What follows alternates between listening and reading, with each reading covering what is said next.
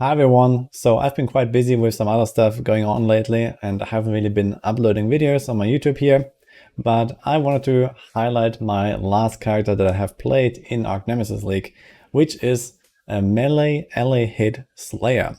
So this is a concept that I have been trying to build for a long time, so I quickly attempted something like this 2-3 leagues ago or so, because I was very inspired by the Replica Last Resort that has also seen a lot of use for the lightning strikers this league, I believe.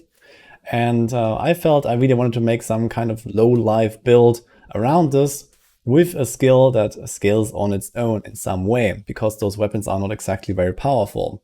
And there's not really many melee skills to choose from, so I stuck with Elemental Hit.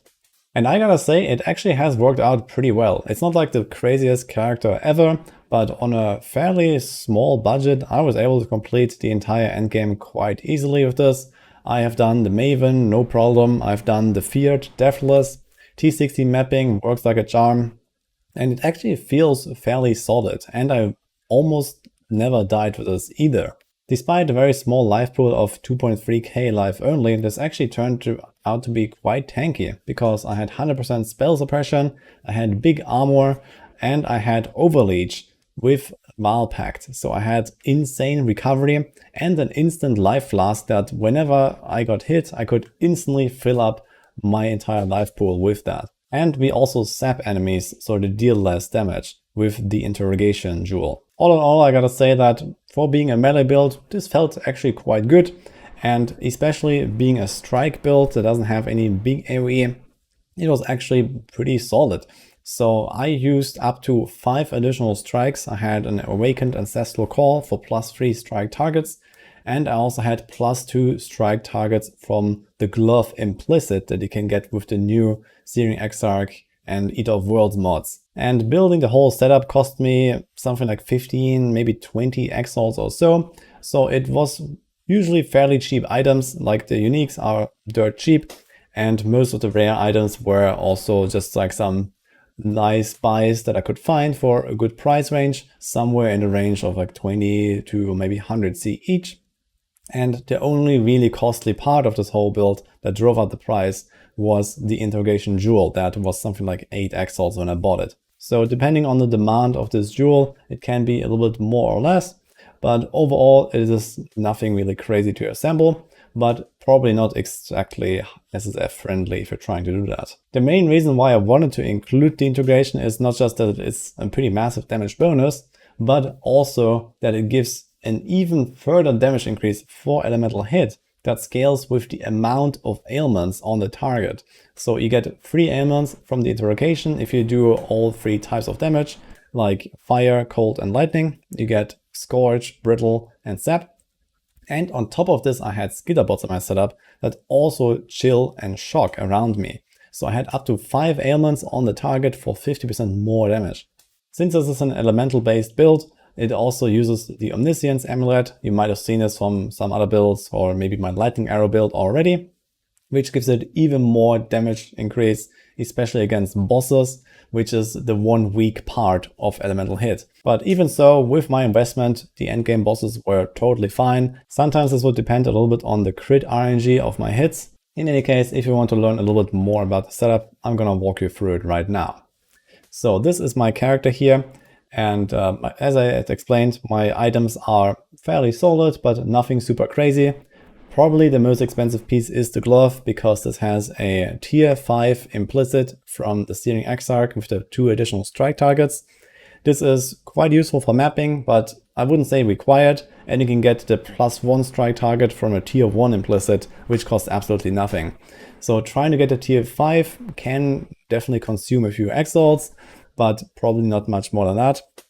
And as I mentioned, also the Interrogation jewel.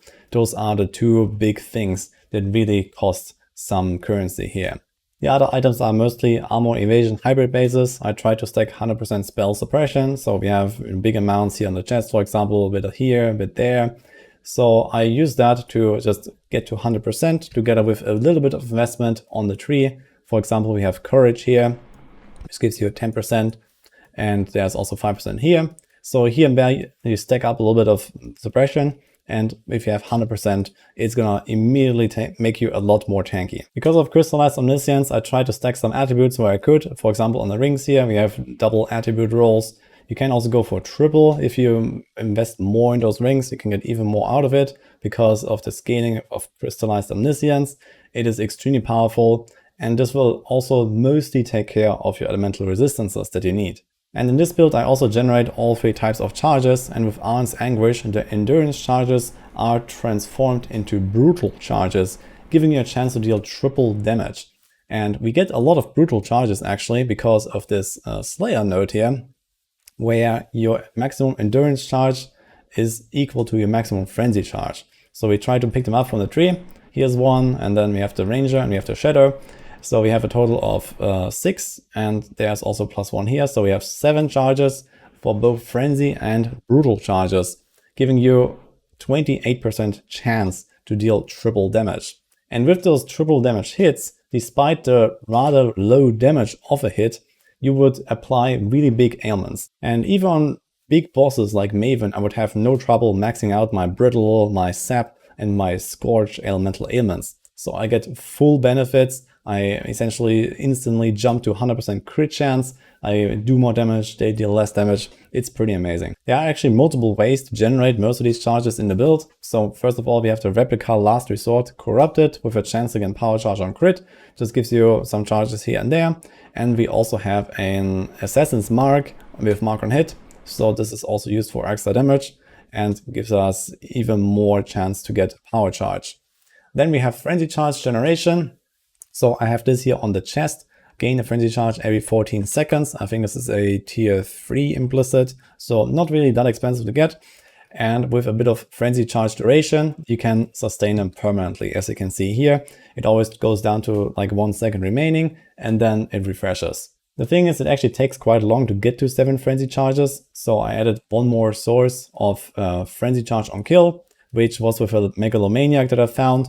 So usually I would just run a Enduring Composure Armor small jewel, but I found this that has Enduring Composure and Insatiable Killer, which gives you a 5% chance to get a Frenzy Charge on kill.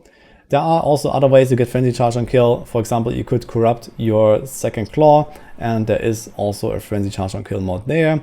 So it's not really required, but it does help like ramp faster a little bit when you're mapping. Now let's talk about this low life mechanic from Petrified Blood and the Overleech. So you see, I'm a Slayer, but I don't actually have Brutal Fervor allocated. That gives you this Overleech mechanic that the Slayer is known for. And the way this works is that you can keep leeching infinitely as long as your unreserved life is not filled. And Petrified Blood prevents you from filling it up entirely, because only healing from life flasks will allow you to go beyond 50%. Petrified Blood essentially gives you damage reduction for your lower half of your life, so the bottom 50% that is also able to be healed up by any means. And anything above that is just regular life that you can lose in any way. So it is, so to say, less valuable, and you also have to fill it up with a life flask at all times. So what I did is I just reserved the top half of my life, or almost half of it. So I reserved 49%, so that I have 51% life left, but only half of it, 50%, can be filled from leeching. So I constantly leech, and as long as I don't press my life flask to fill my life up entirely to 51%, I will keep those leech effects and keep healing through whatever hits me. This is really useful, especially in boss fights, because you keep healing really quickly even after you stop hitting, and most of the time you will be not able to stay on target all the time because you have to dodge mechanics, and you still get insane recovery. And then you still have the life flask as a backup that you can use to instantly recover your entire life pool. And because we have so much life leech coming from some source on a tree and also Valpact, we basically do not take any damage from this dot effect that Petrified Blood does. So all it does is it reduces the big hits by 40%, effectively giving us 4,000 life, and we just out-leech the life loss mechanic in almost every single case. So this is how that works, and this also means that you have to be a little bit careful with your unreserved life. So you have to make sure that it's more than 50% unreserved. And in my case, I was just fine-tuning this a little bit with a precision linked with Arrogance support and also an aspect of the spider skill. So I have this on the helm where I also have the Arrogance socket, and this will apply to the aspect of the spider and makes it cost life instead of mana. And the same with the position because it's linked. And here you can just like fine-tune the position and the Arrogance level a little bit so that you will stay in the right range of reserved life. A few more things about the tree is that I mostly just path to all the frenzy nodes. So you can see this here. I have allocated Panopticon, like many other melee builds, for the increased buff effects from the totems. So on the boss, you pop your ancestral totems and you get big buffs. And we have a bit of spell suppression here, a bit of crit. But mostly I just picked up the life on the way to the frenzy charges. What is really nice are those claw nodes here. So we have lots of crit damage here and crit chance. And we also have this skills supported by Nightblade have increased effect of elusive.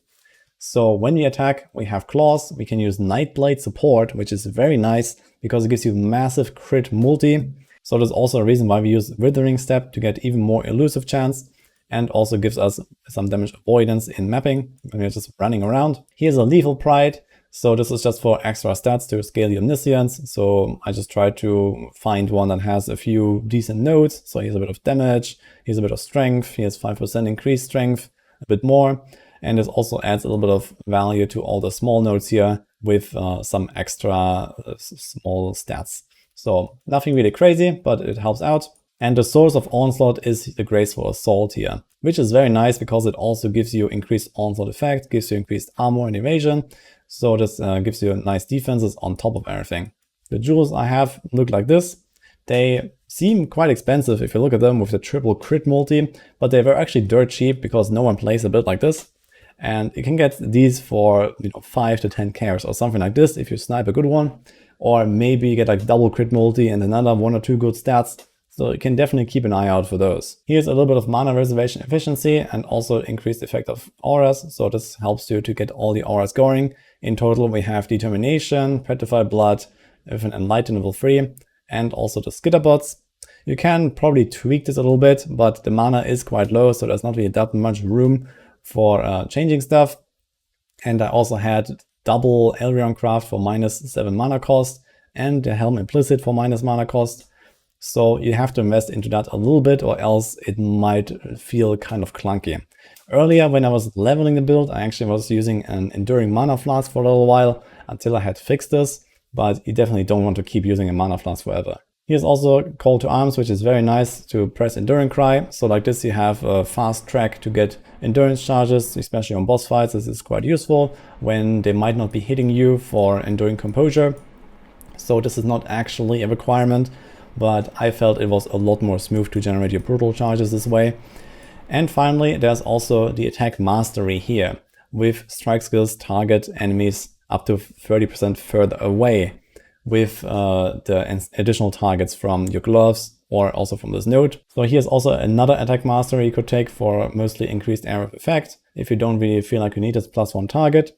But here you get the target, you get a 2 here, and you get a 3 from the gem. Like this, you have 6 extra targets. And Elemental Hit actually does AoE when you hit an enemy that has an ailment of the type you're dealing damage with. And from your Skitterbots, you will always have Chill and Shock on the enemies already. So almost all the time, you will actually proc massive explosions around you when you're mapping. So you can actually swap out the Ancestral Call for example, elemental damage of attacks. It's the same color. So this is what I did for example, Conqueror maps and Elder Slayers and stuff like that. And that's also it for the build. I have the POB in the description, so you can go check that out if you like. If you have any questions, let me know. I'll do my best to answer them. One last thing maybe that I should mention is that leveling this build was not really the best experience. So I tried leveling Elemental Hit from the start. That felt kind of clunky until maybe Act 6 or so. From that point on, it was definitely like picking up the pace a little bit. But man, Elemental Hit on low levels is just terrible. So I expected better from a skill like this. It just didn't perform. So I would recommend you to just level pretty much anything else you want to do with on the duel list until at least the later acts. and then maybe do the transition to a mental hit. So for leveling a duelist, I know a lot of people choose something like Spectral Helix, for example, or you just get on some old gear and you just level with some random spells if you like. In any case, hope you enjoyed my build overview here. Hope you liked the video. Subscribe for more PoE content, and I'll see you guys next time.